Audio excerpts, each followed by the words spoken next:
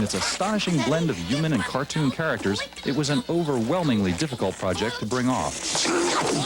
After you'd drawn the rabbit, you had to draw the shadows to give the illusion of the depth. Then you had to put the rim lighting around it and floor shadows. Then we always had several characters going at once. So it was an enormous, I don't know whether it was 1 million drawings or 2 million, but it was a hell of a lot of drawings. Who Framed Roger Rabbit has all the earmarks, if you'll pardon the pun, of a hot movie. Produced by baby boomers in the year of Mickey Mouse's 60th birthday, its timing is perfect. Another of this year's films which perfectly captured its moment, but in a very different way, was Colors. This raw and uncompromising movie marked the directorial comeback of Dennis Hopper, himself a baby boomer. Colors, colors, colors, colors, colors, colors, colors, colors, colors, colors. South Central Los Angeles. Hollywood's not far from here, neither is Beverly Hills, but they might as well be on another planet. This is the home of the Crips and the Bloods, where your life can depend on the color of the clothes you wear. This is the war zone, the setting for Colors.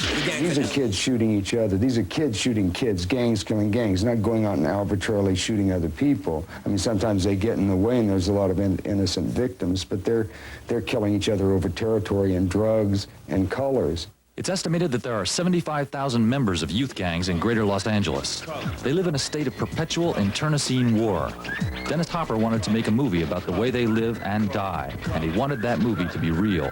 So he recruited actual gangbangers, as they're called, for the cast, and he assigned the writing of the title song to LA's premier rap artist, Ice-T, himself a product of these brutal streets. My pants are sagging, braided hair, suckers stare, but I don't care. 400 gang killings last year. This year, kids are born. Where's my uncle?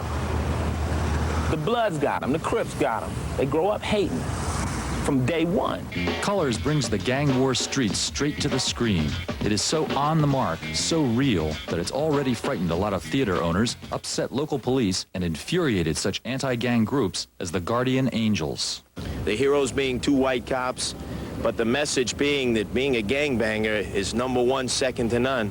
And with the kinds of gang and crack problems we have in America today, we don't need a propaganda movie making these guys any bigger than they already are.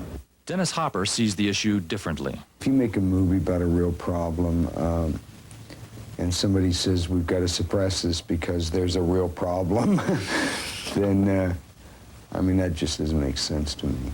What about the police, who have to deal with drive-by shootings and other gang violence on a daily basis? It's a movie, I'm told, it was done very well. It's a good quality picture.